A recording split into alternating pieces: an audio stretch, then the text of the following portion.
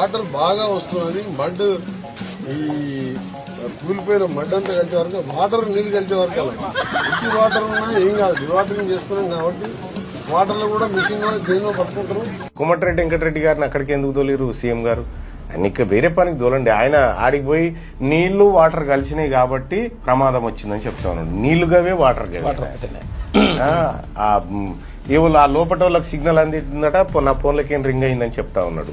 ఇట్లా కాకుండా జర సీరియస్ గా చేయండి. మనిషిని కాడ పెడితే అదంతా కామెడీ కామెడీ అయితే ఉందాడా?